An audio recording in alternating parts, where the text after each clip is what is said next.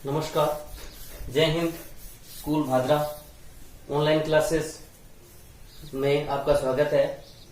हम फिजिक्स का chapter number 13 प्रकाश विद्युत प्रभाव पढ़ रहे थे और आज उस चैप्टर की ये दूसरी क्लास होगी। ठीक है, कल हमने क्या पढ़ा था, एक बार फिर से थोड़ा सा डिस्क्राइब कर देता हूं उसको। कल हमने पढ़ा था प्रकाश विद्युत प्रभाव क्या है। तो वहां पर मैंने बताया था कि जब भी किसी धातु की सतह पर प्रकाश या फोटोनों का आपतित कराया जाता है तो धातु की सतह से इलेक्ट्रॉनों का उत्सर्जन होता है।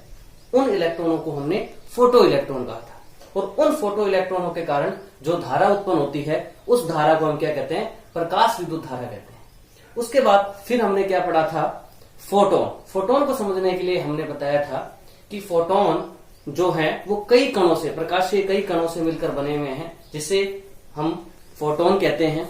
ठीक है, उन फोटोनों के द्वारा ही हम धातु की सतह से इलेक्ट्रॉनों का उत्सर्जन करते हैं।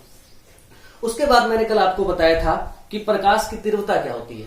तो प्रकाश की तीव्रता का मतलब मैंने सिंपल सा बताया था आपको कि किसी भी प्रकाशिक स्रोत द्वारा प्रति सेकंड उत्सर्जित होने वाले जो फोटोनों की संख्या होती है, उन फोटोनों की संख्या हुई उस प्रकाशित स्रोत की तीव्रता को प्रदर्शित करती है। जिस प्रकाशीय स्रोत से जितने ज्यादा फोटोन उत्सर्जित होंगे उस प्रकाशीय स्रोत की तीव्रता उतनी ही ज्यादा होगी। ठीक है, और जितने ज्यादा फोटोन प्रकाशीय स्रोत से उत्सर्जित होंगे तो उतनी ही ज्यादा उसकी तीव्रता होगी। ठीक है, अब हम आगे की क्लास में चलते हैं और पढ़ते हैं आज प्रकाश की आवृत्ति। देखो, प्रकाश की आवृत्ति का मतलब क्या हो गया। जैसे अगर हम बात करें, क्योंकि मैंने आपको कल बताया था इस पूरे ही चैप्टर के अंदर दो सबसे इंपॉर्टेंट पॉइंट है। क्या? एक प्रकाश की तीव्रता और एक प्रकाश की आवृत्ति। आज हम बात करने जा रहे हैं कि प्रकाशीय स्रोत की आवृत्ति किस प्रकार से प्रकाश विद्युत प्रभाव में अपना प्रभाव डालती है। ठीक है, तो सबसे पहले क्या है, प्रकाश की आवृत्ति को समझने के लिए आपने फॉर्मूला पढ़ा हुआ है कि आवृत्ति बराबर क्या होता है। आवृत्ति यानी आवृत्ति को हम न्यू से लिख रहे हैं और आवृत्ति बराबर क्या होता है, सी अपॉन में लैम्डा। सी क्या है यहाँ पर, प्रकाश का वेग, और लैम्डा यहाँ पर क्या है, प्रकाश की तरंग दैर्ध्य। आप यहाँ पर फोटोन की आवृत्ति बराबर भी लिख सकते हो, सी अपॉन में लैम्डा। तो सी यहाँ पर हो जाएगा फोटोन का वेग और लैम्डा क्या हो जाएगा, फोटोन की तरंग दैर्ध्य। ठीक है, तो देखो विभिन्न रंगों के लिए आपने तरंग दैर्ध्यों का क्रम पढ़ा हुआ है कि किस रंग की तरंग दैर्ध्य सबसे ज्यादा होती है और किस रंग के प्रकाश के लिए तरंग दैर्ध्य सबसे कम होती है। तो देखो, अलग अलग रंगों के प्रकाश के लिए तरंग दैर्ध्यों का क्रम इस प्रकार से है, जो कि यहाँ पर मैंने लिखा है। यहाँ पर जो लैम्डा है वो प्रकाश की तरंग दैर्ध्य को प्रदर्शित कर रहा है। तो ये कुछ इस तरीके से तरंग दैर्ध्य को प्रदर्शित करने वाला क्रम होता है, जिसमें क्या होता है, जो लाल रंग का प्रकाश होता है, जो लाल रंग का प्रकाश होता है उसकी तरंग दैर्ध्य सबसे ज्यादा होती है। उससे कम किसकी होती है, ऑरेंज कलर की। उससे कम किसकी होती है, येलो की। फिर किसकी होती है, ग्रीन की।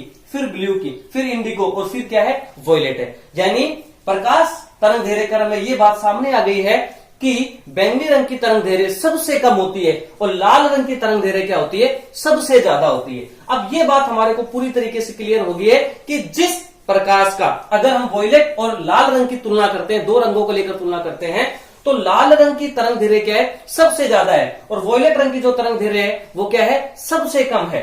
अब हमें यहां पर बात क्या पढ़नी है कि आवृत्ति का क्या प्रभाव पड़ता है। तो आवृत्ति के प्रभाव को पढ़ने के लिए यहां पर हमारे को देखना पड़ेगा। अभी हमने फॉर्मूला पढ़ा कि प्रकाश की आवृत्ति और प्रकाश की तरंग दैर्ध्य में क्या संबंध है। तो आवृत्ति और तरंग दैर्ध्य में संबंध क्या है, तो यहां पर देखो न्यू बराबर क्या है, सी अपॉन में लैम्डा। इसका मतलब क्या हुआ, और सी यहां पर क्या है, प्रकाश का वेग निर्वात में कितना है, 3 × 10⁸ मीटर पर सेकेंड, और ये क्या है, कांस्टेंट वैल्यू है। अगर ये कांस्टेंट है तो हम इसको ऐसे भी लिख सकते हैं, न्यू डायरेक्टली प्रोपोर्शनल किसके होगा, 1 अपॉन लैम्डा के होगा। इस संबंध से क्या बात समझ में आ रही है, इस संबंध से ये बात समझ में आ रही है कि अगर हम लैम्डा को बढ़ाते हैं, क्योंकि व्युत्क्रमानुपाती दोनों के बीच में संबंध है, तो अगर लैम्डा बढ़ता है तो आवृत्ति क्या होगी, कम होगी। यानी अगर तरंग दैर्ध्य बढ़ती है तो आवृत्ति क्या होगी, कम होगी, और अगर तरंग दैर्ध्य क्या होगी, कम होगी, तो आवृत्ति क्या होगी, बढ़ेगी। यानी दोनों एक दूसरे के व्युत्क्रमानुपाती है। इसका मतलब यही है कि यदि तरंग दैर्ध्य कम है तो आवृत्ति क्या होगी, ज्यादा होगी, और अगर तरंग दैर्ध्य ज्यादा है तो आवृत्ति आपकी क्या होगी, कम होगी। अब हमने ये देख लिया कि आवृत्ति और तरंग दैर्ध्य में कैसा संबंध है, व्युत्क्रमानुपाती का है। तो यहां से हमारे को ये बात पता लग गई है, अगर लाल रंग के प्रकाश की तरंग दैर्ध्य सबसे ज्यादा है तो इसका मतलब ये हुआ कि लाल रंग के प्रकाश की आवृत्ति क्या होगी, सबसे कम होगी। और इसी प्रकार से अगर बैंगनी रंग के प्रकाश की तरंग दैर्घ्य सबसे कम है तो बैंगनी रंग के प्रकाश की आवृत्ति क्या होगी, सबसे ज्यादा होगी। तो इसका मतलब यहां से हमें ये बात साफ तौर पर क्लियर हो चुकी है कि अगर किसी प्रकाशीय स्रोत से ज्यादा तरंग दैर्घ्य वाला प्रकाश उत्सर्जित हो रहा है तो उस प्रकाश की आवृत्ति जो है, ज्यादा तरंग दैर्घ्य वाला अगर प्रकाश उत्सर्जित हो रहा है तो उस प्रकाशीय स्रोत से जो फोटोन निकल रहे हैं उनकी आवृत्ति क्या होगी, कम होगी। और जिस स्रोत से आपके कम तरंग दैर्घ्य वाला प्रकाश उत्सर्जित हो रहा है तो उस प्रकाश की आपकी आवृत्ति क्या होगी, ज्यादा होगी। तो यहां से हमने ये बात साफ तौर पर क्लियर कर ली है कि ज्यादा तरंग दैर्घ्य वाला प्रकाश की आवृत्ति कम होती है और कम तरंग दैर्घ्य वाले प्रकाश की आवृत्ति क्या होती है, ज्यादा होती है। तो नोट नंबर 1 में अगर अपने बात करें तो यहां पर लिखा हुआ है यदि प्रकाशीय स्रोत से लाल रंग, यानी यहां पर इस एग्जाम्पल की बात करिए, लाल रंग या वर्ण का प्रकाश उत्सर्जित हो रहा है तो उससे उत्सर्जित फोटोनों की आवृत्ति क्या होगी, सबसे कम होगी। ठीक है, तो यहां पर हमने ये बात पढ़ ली। आवृत्ति प्रभाव पढ़ने के बाद अब हम आगे नोट नंबर 2 की बात करते हैं। तो देखो नोट नंबर 2 में क्या है, इसी प्रकार बैंगनी रंग, नोट नंबर 1 में हमने पढ़ लिया, इसी प्रकार बैंगनी यानी वॉयलेट वर्ण के प्रकाश की आवृत्ति क्या होगी, सबसे ज्यादा होगी। क्यों? क्योंकि जिसकी तरंग दैर्घ्य ज्यादा है उसकी आवृत्ति कम होगी और जिसकी तरंग दैर्घ्य कम है उसकी आवृत्ति क्या होगी, ज्यादा होगी। तो यहां पर देखो इस पूरे पॉइंट में अभी तक क्या निष्कर्ष निकला है कि जिसकी तरंग दैर्घ्य ज्यादा होगी उसकी आवृत्ति क्या होगी, कम होगी, सीधी सी बात है। और जिसकी तरंग दैर्घ्य कम होगी उसकी आवृत्ति क्या होगी, ज्यादा होगी। अब देखो इस चीज को हम समझने के लिए एग्जाम्पल लेंगे। जिस प्रकार से हमने तीव्रता को समझने के लिए एग्जाम्पल लिया था, ठीक उसी प्रकार से आवृत्ति को समझने के लिए हम एग्जाम्पल लेते हैं। तो यहां से एग्जाम्पल लिया मैंने, क्या कि इसी चीज को समझाने के लिए 3 प्रकाशीय स्रोत अपने लेते हैं। ठीक है, और उन तीनों प्रकाशीय स्रोतों की खास बात क्या है, वो अलग अलग रंग का क्या है, प्रकाश उत्सर्जित कर रहे हैं। तो यहां पर एग्जाम्पल में मैंने 3 प्रकाशीय स्रोत लिए हैं। जो बल्ब नंबर 1 है, जो प्रकाशीय स्रोत 1 है, उससे किस रंग का प्रकाश उत्सर्जित हो रहा है, उससे रेड कलर का, यानी उससे लाल रंग का प्रकाश उत्सर्जित हो रहा है। ठीक है, और उस लाल रंग का जो प्रकाश उत्सर्जित हो रहा है उस पहले बल्ब के या पहले प्रकाशीय स्रोत की आवृत्ति को मैंने किससे लिख दिया, ν1 से लिख दिया, क्योंकि हमने यहाँ पर 3 स्रोत लिए इसलिए उनको हमने तीनों को अलग अलग नेमिंग कर दिया, ν1, ν2 और ν3 उनकी आवृत्ति लेंगे और इसी प्रकार से तीनों बल्बों की तरंग दैर्घ्य को हम λ1, λ2 और λ3 से लिखेंगे।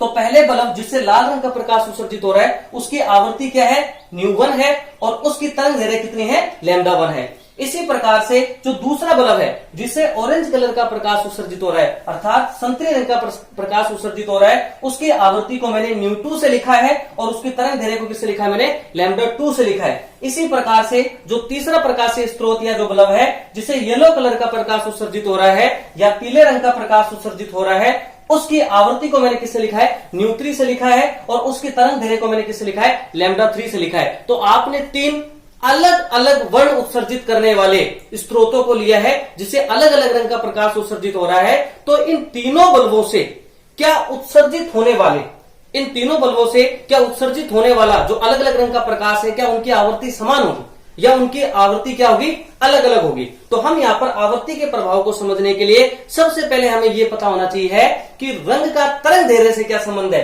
तो अभी हमने पूरा आवृत्ति का तरंग दैर्घ्य में संबंध अच्छे से पढ़ा है। तो यहाँ पर देखो क्या है, हमने अभी एक फॉर्मूला बताया था, जो तरंग दैर्घ्य का क्रम होता है वो इसके अकॉर्डिंग होता है विभज्ञ। यहाँ पर लाल रंग की तरंग दैर्घ्य जो है वो सबसे ज्यादा होती है और वॉयलेट कलर की तरंग दैर्घ्य क्या होती है, सबसे कम होती है। तो हमारे पास जो तीनों बल्ब है, एक तो लाल रंग का है, रेड कलर का है, ऑरेंज का है, येलो का है। तो इन तीनों बल्बों में से सबसे ज्यादा तरंग दैर्घ्य किसकी है, सबसे ज्यादा तरंग दैर्घ्य किसकी है, तो सबसे ज्यादा तरंग दैर्घ्य रेड की है, लाल रंग के प्रकाश की, यानी λ1 का मान क्या होगा, सबसे ज्यादा होगा। उसके बाद दूसरा कौन सा है, ऑरेंज है। तो ऑरेंज यहाँ पर इसमें तीनों में बल्ब है, इसका मतलब जिस प्रकाश स्रोत से ऑरेंज रंग का प्रकाश उत्सर्जित हो रहा है उसकी तरंग दैर्घ्य क्या है, λ2 है। तो ये जो λ2 का मान होगा ये λ1 से क्या होगा, कम होगा। इसी प्रकार से जो तीसरे बल्ब से येलो रंग का प्रकाश उत्सर्जित हो रहा है इसकी तरंग दैर्घ्य क्या होगी, ऑरेंज कलर से क्या होगी, कम होगी। तो हमने इन तीनों बल्बों की तरंग दैर्घ्य का क्रम क्या आएगा, λ1। पहले बल्ब की तरंग दैर्घ्य सबसे ज्यादा, दूसरे बल्ब की तरंग दैर्घ्य उससे कम और तीसरे बल्ब की तरंग दैर्घ्य क्या है, सबसे कम है। तीसरे बल्ब की तरंग दैर्घ्य सबसे कम है। ठीक है, तो यहां पर हमने पढ़ा हुआ है कि आवृत्ति और तरंग दैर्घ्य में संबंध क्या होता है, आवृत्ति तरंग दैर्घ्य के क्या होती है, व्युत्क्रमानुपाती होती है। यानी इसका मतलब अगर जिस बल्ब की तरंग दैर्घ्य सबसे ज्यादा है जो कि λ1 है, तो इसकी आवृत्ति क्या होगी, सबसे कम होगी। यानी पहले बल्ब की आवृत्ति क्या है, ν1 है, वो सबसे कम होगी आपकी, और उससे ज्यादा आवृत्ति किस कलर की होगी, ऑरेंज कलर वाले प्रकाशीय स्रोत की होगी। और सबसे ज्यादा आवृत्ति किसकी होगी, जिस बल्ब से येलो कलर रंग का प्रकाश उत्सर्जित हो रहा है उस बल्ब की आवृत्ति क्या होगी, सबसे। अब देखो आवृत्ति के बारे में हमने जान लिया है, ठीक है। अब हम ये देखते हैं कि आवृत्ति और ऊर्जा में संबंध क्या है। तो देखो यहाँ पर आवृत्ति व ऊर्जा में हम संबंध पढ़ने जा रहे हैं, ठीक है। तो इसके लिए क्या है, प्लांक नाम के साइंटिस्ट ने क्या है, एक अवधारणा दी गई थी जिसे बोला गया फोटोन की अवधारणा। और फोटोन की अवधारणा में क्या बात बोली गई कि प्लांक ने बताया कि प्लांक ने फोटोन की ऊर्जा व उसकी आवृत्ति में एक संबंध बताया, ठीक है, जिसे ही फोटोन की अवधारणा कहा गया था। और इस संबंध में क्या बात बताई गई कि जो फोटोन की ऊर्जा है वो उसकी आवृत्ति की क्या होती है, समानुपाती होती है, यानी ई समानुपाती क्या होगा, न्यू होगा। और अगर हम इस प्रोपोर्शनल साइन को हटाएंगे तो यहाँ पर क्या आ जाएगा, इक्वल का साइन आएगा, तो ई बराबर क्या हो जाएगा, एच न्यू। ये आपकी जो अवधारणा है ये फोटोन ने प्लांक ने दी थी, इसलिए इस एच को क्या कांस्टेंट नाम दिया गया, प्लांक नियतांक, और जिसकी वैल्यू क्या होती है 6.63 इंटू 10⁻⁻⁴ जूल इंटू सेकेंड, ठीक है। तो इस पूरे ही सिस्टम से क्या निष्कर्ष निकला है कि जिस फोटोन की आवृत्ति ज्यादा होगी उसकी ऊर्जा भी ज्यादा होगी, और जिस फोटोन की ऊर्जा आवृत्ति कम होगी उसकी ऊर्जा भी क्या होगी, कम होगी। यानी जिस प्रकाशीय स्रोत से कम आवृत्ति का प्रकाश उत्सर्जित हो रहा है तो उस प्रकाशीय स्रोत के अंदर जो फोटोन है उनकी ऊर्जा भी क्या होगी, कम होगी। और जिस प्रकाशीय स्रोत से उत्सर्जित फोटोनों की आवृत्ति ज्यादा है तो उसमें उपस्थित जो फोटोनों की ऊर्जा है वो भी क्या होगी, ज्यादा होगी। तो यहां से क्या बात सामने आई है, जिस प्रकाशीय स्रोत से ज्यादा आवृत्ति वाले फोटोन उत्सर्जित हो रहे हैं तो उन फोटोनों की ऊर्जा भी क्या होगी, ज्यादा होगी। तो यहां से हमारे को यह बात समझ में आ गई है कि आवृत्ति का मतलब क्या है, फोटोनों की ऊर्जा से है। तो तीव्रता का मतलब क्या था, प्रकाशीय स्रोत से उत्सर्जित होने वाले फोटोनों की संख्या से, ठीक है। और आवृत्ति का मतलब क्या है, उत्सर्जित फोटोनों की ऊर्जा से है। बाकी की जो आगे की क्लास है वो हम अगली क्लास में पढ़ेंगे। तब तक के लिए नमस्कार, धन्यवाद।